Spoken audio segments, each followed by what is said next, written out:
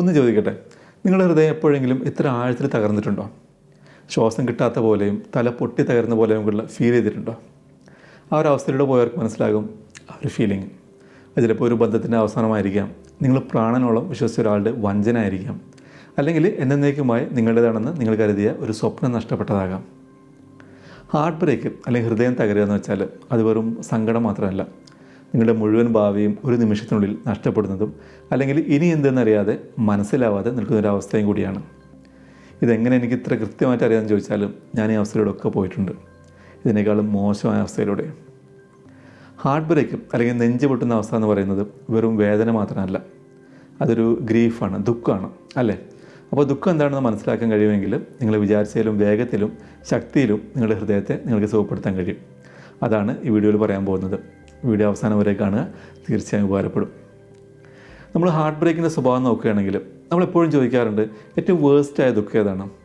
മരണമാണോ? ഡിവോഴ്സാണോ? അല്ലെങ്കിൽ വഞ്ചനയാണോ? അല്ലെങ്കിൽ മറ്റെന്തെങ്കിലും? സത്യം പറഞ്ഞാൽ സിമ്പിളാണ്. ഏറ്റവും വേഴ്സ്റ്റായ ദുഃഖം നിങ്ങളുടേതാണ്, നിങ്ങളിപ്പോൾ അനുഭവിച്ചുകൊണ്ടിരിക്കുന്നതാണ്. കാരണം നിങ്ങളിതിൽ ജീവിച്ചുകൊണ്ടിരിക്കുകയാണ്. നേരത്തെ പറഞ്ഞ പോലെ ഹാർട്ട് ബ്രേക്ക് എന്നൊരു വേദനയാണ്, അല്ലേ? നിങ്ങൾക്ക് നഷ്ടപ്പെട്ട ഒരു വ്യക്തിയെക്കുറിച്ചുള്ള വേദന, നിങ്ങൾക്ക് ഉണ്ടാകുമെന്ന് കരുതിയിരുന്ന മനോഹരമായ ഒരു ഭാവിയെക്കുറിച്ചുള്ള വേദന, നിങ്ങൾ ഒരിക്കലും ആഗ്രഹിക്കാത്തതും എന്നാൽ നേരിടാൻ നിർബന്ധിതവുമായ യാഥാർത്ഥ്യത്തെക്കുറിച്ചുള്ള വേദന. ഇതുകൊണ്ടൊക്കെ തന്നെയാണ് ഹാർട്ട് ബ്രേക്ക് ഒരുപാട് വേദനാജനകമാണെന്ന് പറയുന്നത്. അതൊരു വ്യക്തിയെ നഷ്ടപ്പെടുന്നത് മാത്രമല്ല, ഉറപ്പാണെന്ന് നിങ്ങൾ കരുതിയ നിങ്ങളുടെ ഒരു പതിപ്പ് കൂടിയാണ് നഷ്ടപ്പെടുന്നത്.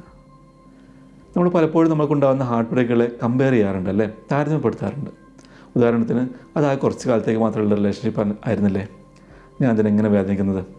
അല്ലെങ്കിൽ അവരുടെ കാര്യം ഇതിലും മോശമായിരുന്നു, ഞാനതിനെ വിഷമിക്കേണ്ട ഒരു ആവശ്യമില്ല.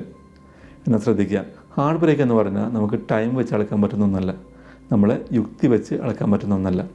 ഹാർട്ട് ബ്രേക്ക് നടക്കുന്നത് നിങ്ങളുടെ മനസ്സിലല്ല, ഹൃദയത്തിലാണ്.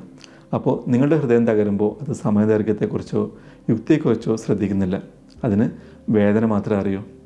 അതുകൊണ്ട് നിങ്ങളുടെ വേദനയെ ചെറുതായി കാണേണ്ട ഒരാവശ്യമില്ല.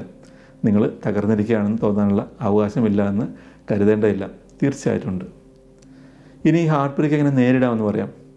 നമ്മൾ പ്രകൃതിയിൽ തന്നെ ഒരു ഉദാഹരണം എടുക്കുകയാണെങ്കിൽ, പോത്തില്ലേ, നമ്മൾ പോത്ത്, അത് കൊടുങ്കാറ്റ് വരുമ്പോൾ മനുഷ്യനടക്കം മറ്റു മൃഗങ്ങളൊക്കെ ഓടി സുരക്ഷിത സ്ഥാനങ്ങളിൽ ഒളിക്കുമ്പോൾ പോത്ത് മാത്രം കൊടുങ്കാറ്റിലേക്ക് ഓടിക്കയറും പോലും. അതെന്തുകൊണ്ടാണെന്നറിയാം? കൊടുങ്കാറ്റിലേക്ക് കടന്ന് അതിൻ്റെ ഓപ്പോസിറ്റ് ഓടുമ്പോൾ കൊടുങ്കാറ്റിനെ പെട്ടെന്ന് മറികടക്കാമെന്ന് അതിനറിയാം. എന്നാലും മനുഷ്യൻ നേരം മറിച്ചാണ്. നമ്മൾ ഹാർട്ട് ബ്രേക്കായ കൊടുങ്കാറ്റിൽ നിന്ന് ഓടി രക്ഷപ്പെടാൻ ശ്രമിക്കുന്നു, അത് നമ്മളെ മരവിപ്പിക്കുന്നു, നമ്മുടെ ശ്രദ്ധ മാറ്റുന്നു. നമുക്ക് കുഴപ്പമൊന്നുമില്ല, ഹാപ്പിയാണെന്ന് പുറമേക്ക് നടിക്കുമെങ്കിലും ഉള്ളിൽ നമ്മൾ തേങ്ങയാവും. എന്താ സംഭവിക്കുമെന്നറിയോ? ആ കൊടുങ്കാറ്റ് നമ്മളെ പിന്തുടരും, അത് ശമിക്കാതെ നീണ്ടു നിൽക്കും. അത് ചിലപ്പോൾ മാസങ്ങളോ അല്ലെങ്കിൽ വർഷങ്ങളോ അതിൻ്റെ ഓർബിറ്റിൽ നമ്മളെ കുടുക്കി നിർത്തും. ഹാർട്ട് ബ്രേക്കിൽ നിന്ന് രക്ഷപ്പെടാനുള്ള ഏക മാർഗം അതിനെ നേരിടുക എന്നതാണ്. ഇനി ഹാർട്ട് ബ്രേക്ക് വരുമ്പോൾ, വേദന വരുമ്പോൾ അതിൻ്റെ കൂടെ തന്നെ ഉണ്ടാകുന്നൊരു വികാരമാണ്, അവസ്ഥയാണ് ദേഷ്യം, അല്ലേ? ദേഷ്യം എന്ന് പറയുന്നത് വേദനയുടെ ബോഡി ഗാർഡാണെന്നാണ് പറയാം. വഞ്ചിക്കപ്പെട്ടു എന്ന് ഓർക്കുമ്പോൾ ദേഷ്യം, അതെങ്ങനെ അവസാനിച്ചുള്ള ദേഷ്യം, നമ്മൾക്ക് നേരിടേണ്ടി വന്ന അനീതിയുടെ ദേഷ്യം, ഇനി അവർ നമ്മുടെ ലൈഫിലില്ലല്ലോ എന്ന് ആലോചിക്കുമ്പോൾ ദേഷ്യം. പക്ഷേ ആ ദേഷ്യമല്ല യഥാർത്ഥ മുറിവ്. ദേഷ്യം എന്ന് പറഞ്ഞാൽ നേരത്തെ പറഞ്ഞ പോലെ ബോഡി ഗാർഡ് മാത്രമാണ്. യഥാർത്ഥ വികാരങ്ങളായ സങ്കടം, ദുഃഖം, നഷ്ടം, അതിനൊക്കെ മുന്നിൽ നിന്ന് സംരക്ഷിക്കുകയാണ് ദേഷ്യം ചെയ്യുന്നത്. അതാണ് വേദനിപ്പിക്കുന്നത്, അല്ലേ? നിങ്ങൾ അവസാനം ആ സങ്കടം ആക്സെപ്റ്റ് ചെയ്യുമ്പോൾ, അംഗീകരിക്കുമ്പോൾ, അതിൽ നിന്ന് ഓടുന്ന നിർത്തുമ്പോൾ നിങ്ങൾ സുഖം പ്രാപിക്കാൻ തുടങ്ങുന്നു, ഹീലാവാൻ തുടങ്ങുന്നു. തകർന്നു പോകുമെന്നുള്ള പേടിയാണ് നമുക്കൊക്കെ അല്ലേ? കരയാൻ തുടങ്ങിയാൽ പിന്നെ അത് നിർത്താൻ പറ്റില്ല എന്ന് നമ്മൾ ഭയപ്പെടുന്നു. പക്ഷേ സത്യം എന്താണെന്ന് വെച്ചാൽ, വികാരങ്ങളൊന്നും എന്നേക്കുമായി നിലനിൽക്കില്ല. ഒരു കൊടുങ്കാറ്റും കാലാകാലം അല്ലെങ്കിൽ അനന്തമായി വീശിക്കൊണ്ടിരിക്കുന്നില്ലല്ലോ. അതുപോലെ എല്ലാറ്റിനും ഒരു അവസാനം ഉണ്ടാകും.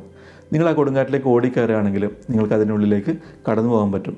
പകരം നിങ്ങളത് ഒഴിവാക്കാൻ ശ്രമിക്കുകയാണെങ്കിൽ, അതിൽ നിന്ന് ഓടി രക്ഷപ്പെടാൻ ശ്രമിക്കുകയാണെങ്കിൽ അത് നിങ്ങളെ എന്നേക്കുമായി പിന്തുടരും. വികാരങ്ങൾ ഭയപ്പെടുന്നത് നിങ്ങൾ നിർത്തുന്ന നിമിഷം നിങ്ങൾ ഹീൽ ചെയ്യാൻ തുടങ്ങുന്നു, നിങ്ങൾ സുഖപ്പെടാൻ തുടങ്ങുന്നു. ഇങ്ങനെ ഹാർട്ട് ബ്രേക്ക് അല്ലെങ്കിൽ വേദനകളൊക്കെ വരുമ്പോൾ നമ്മൾക്ക് തന്നെ ഒരു സപ്പോർട്ട് കൊടുക്കണം. അധികം ആൾക്കാർ ഈ അവസ്ഥയിൽ സ്വയം കുറ്റപ്പെടുത്തും, അല്ലേ? അല്ലെങ്കിൽ നമ്മളെ തന്നെ ഉപേക്ഷിക്കും, നമ്മൾ സ്വയം ലജ്ജിക്കും, നമ്മളെ തന്നെ വിമർശിക്കും. എന്നാൽ ആഴത്തിലുള്ള ഹീലിംഗ് ഉണ്ടാകുന്നത് സെൽഫ് കമ്പാഷനിൽ നിന്നാണ്, സ്വയം അനുകമ്പയിൽ നിന്നാണ്. അപ്പോൾ സ്വയം നോക്കി ഇങ്ങനെ പറയുക, എനിക്ക് വേദന ഉണ്ട്, ഞാൻ തകർന്നുകൊണ്ടിരിക്കുകയാണ്, എന്നാലും കുഴപ്പമില്ല. സ്വയം അനുകമ്പ കാണിക്കാം, അല്ലെങ്കിൽ സെൽഫ് കമ്പാഷൻ കാണിക്കാം. എന്ന് വെച്ചാൽ അതൊരു ബലഹീനതയല്ല, അതൊരു ശക്തിയാണ്. കാരണം നിങ്ങളെ മനസ്സിലാക്കുമ്പോൾ, നിങ്ങളെ തിരിച്ചറിയുമ്പോൾ ആണ് നിങ്ങൾക്ക് സ്വയം റീബിൽഡ് ചെയ്യാൻ പറ്റുക, പുനർനിർമ്മിക്കാൻ പറ്റുക. അപ്പോൾ സ്വയം ചോദിക്കുക, ഹൃദയം തകരുമ്പോൾ എങ്ങനെയാണ് നിങ്ങൾ സ്വയം പെരുമാറുക? എങ്ങനെയുള്ള ശബ്ദമാണ് നിങ്ങൾ ഉപയോഗിക്കുക? അത് പരുഷമായിരിക്കുമോ, ജഡ്ജ്മെൻറ്റിലായിരിക്കുമോ, അല്ലെങ്കിൽ ക്രൂരായിരിക്കുമോ? അതൊന്നുമല്ലാതെ മൃദുവും ക്ഷമയോടും ദയോടും കൂടിയതായിരിക്കുമോ? എപ്പോഴെങ്കിലും ആരെങ്കിലും ഒരാൾ നിങ്ങളെ കൂടെ ഇരുന്നിട്ട് നിങ്ങളുടെ പ്രശ്നങ്ങളും സങ്കടങ്ങളൊക്കെ കേട്ട് നിങ്ങളോട് പറയുകയാണ്, എനിക്കിതിനെ മനസ്സിലാവും, എനിക്കിതിൻ്റെ അവസ്ഥ മനസ്സിലാവും, ഇതൊക്കെ നമുക്ക് ശരിയാക്കണം എന്ന് പറഞ്ഞാൽ എന്തൊരു ആശ്വാസമാണ് നമുക്ക് കിട്ടുക അല്ലേ? അപ്പോൾ പിന്നെ എന്തുകൊണ്ട് അതേ ഒരു പരിഗണന, ആ ഒരു ഗിഫ്റ്റ് സ്വയം നൽകിക്കൂടാ? അപ്പോൾ നിങ്ങളുടെ ആ ദയയുടെ ശബ്ദത്തിൻ്റെ വോള്യം കൂട്ടുക. അത് കൊടുങ്കാറ്റിലൂടെ നിങ്ങളെ നയിക്കട്ടെ. ആ ശബ്ദം നിങ്ങളുടെ ഉള്ളിൽ തന്നെയുണ്ട്, നിങ്ങളത് ജസ്റ്റ് ചൂസ് ചെയ്താൽ മതി. അതെ, ഹാർട്ട് ബ്രേക്ക് നേരിടുക എന്ന് പറഞ്ഞാൽ അത് പേടിപ്പെടുത്തുന്നതാണ്. പക്ഷേ എന്താണ് കൂടുതൽ പേടിപ്പെടുത്തുന്നതെന്നറിയോ? അത് നേരിടുന്നതോ അല്ലെങ്കിൽ ജീവിതകാലം മുഴുവനും അത് നിങ്ങളോടൊപ്പം കൊണ്ടുപോകുന്നതോ? തീർച്ചയായും ജീവിതകാലം മുഴുവൻ അത് കൂടെ കൊണ്ടു നടക്കുന്നത് തന്നെ. വളർച്ച ഭയപ്പെടുന്നതാണ്, മാറ്റം ഭയപ്പെടുന്നതാണ്. എന്നാൽ വീണെടുത്ത് തന്നെ കിടക്കുന്നത്, തകർന്ന് കിടക്കുന്നത്, മരവിച്ച് നിൽക്കുന്നത് അത് അതിനേക്കാളും വേഴ്സ്റ്റാണ്. നിങ്ങളുടെ മുന്നിൽ ചോയ്സ് ഉണ്ട്. ഈ കൊടുങ്കാറ്റുകളൊക്കെ പേടിച്ചോടുന്ന് നിർത്താൻ, ആ തളർച്ച നിർത്താൻ, സ്വയം ഉപേക്ഷിക്കുന്നത് നിർത്താൻ പകരം ആ കൊടുങ്കാറ്റിനെ അഭിമുഖീകരിക്കുക, ആ ദുഃഖം അനുഭവിക്കുക, സ്വയം അനുകമ്പ കാണിക്കുക. അതുവഴി ഒടുവിൽ ഹീൽ ചെയ്യുക, ഹൃദയവേദനയിൽ നിന്നും രോഗശാന്തി നേടുക. അപ്പോൾ ഒന്നുകൂടി ഓർമ്മപ്പെടുത്തുകയാണ്, നിങ്ങളുടെ കൊടുങ്കാറ്റിൽ നിന്നും ഓടി ഒളിക്കരുത്. മുന്നേ പറഞ്ഞ പോത്തിനെ പോലെ ആയിരിക്കുക, അതിലേക്ക് കടക്കുക, അത് അനുഭവിക്കുക, അനുഭവിച്ച് സുഖപ്പെടുക.